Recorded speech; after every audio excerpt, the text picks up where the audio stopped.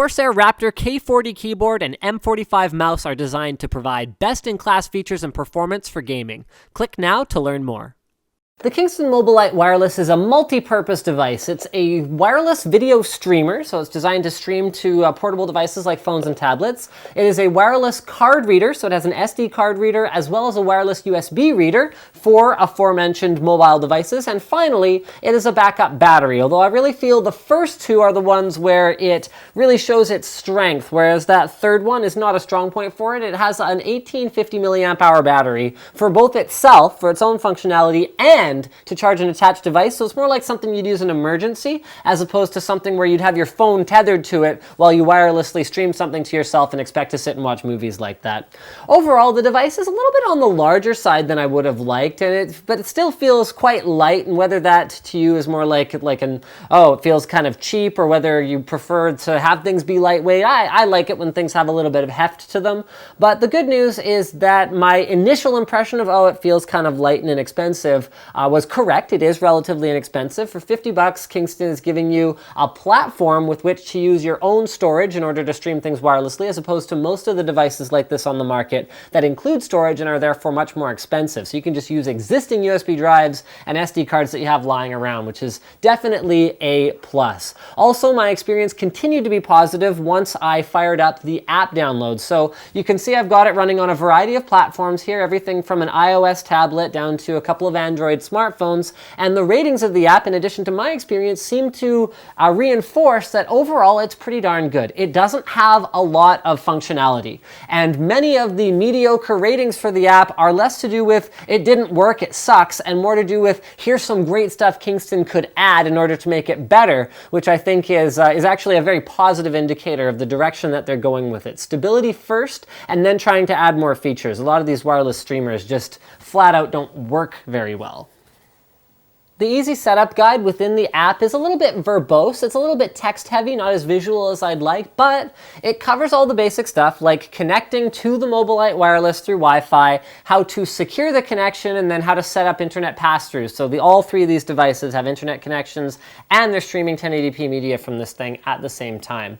The app could definitely be prettier, particularly on the Android side, but the functionality is rock solid and I didn't have to waste any time fighting with it to get it to work. So I think this is actually the first time that I've seen an app that really feels more mature and more solid on Android than it does on iOS. And a kudos to Kingston for spending the time on the what is now the dominant platform to make it actually work correctly. So often I see the iOS app is awesome and the Android one is kind of like Frankensteined together, and even seeing both of them at parity is not as common as I'd like. But in this case, I really felt the Android one was quite strong, even though the iOS one did look a little bit better. I mean, to be clear, guys, the iOS app is fine. It's functional, but it doesn't have the same number of features. And part of this is just iOS's fault in the first place. So for example, the ability to directly copy files back and forth wherever you need within the directory structure on the device is something that the Android app can do, but the iOS one can't.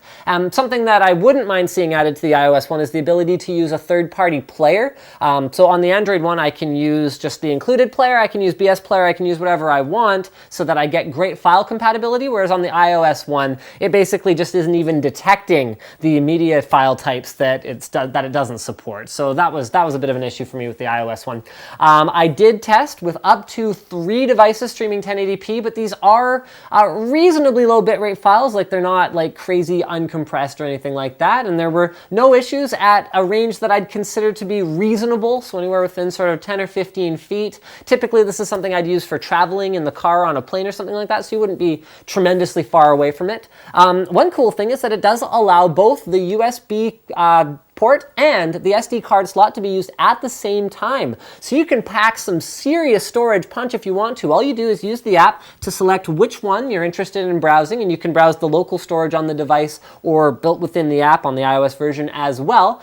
Kingston does have a 1 terabyte USB drive, and then you could throw up to a 256 gig SD card in there for a massive amount of storage. In fact, I've even seen people using them with USB hard drives. If you have a pigtailed connector and then you use another USB connector for power and plug that into a portable battery bank or something like that. So there's a ton of flexibility here. And I think overall my takeaway from this review is that it's great to see how much these devices have matured since the early attempts like the expensive and unsuccessful Y drive.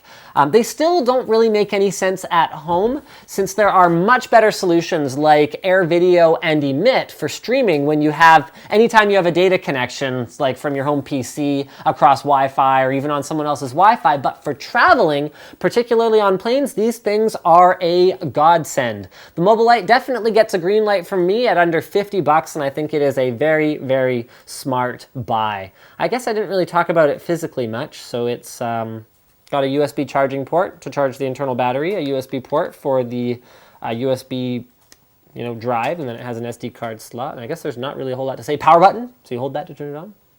Thank you for checking out my overview and review, whatever you want to call it, of the MobileLite Wireless from Kingston. Don't forget to like this video if you liked it, dislike it if you disliked it. Leave a comment in the Linus Tech Tips forums. I'm going to have a link to the thread under the video if you don't want to brave the swamp that is the YouTube comments. And as always, guys, don't forget to subscribe to Linus Tech Tips for more unboxings, reviews, and other computer videos.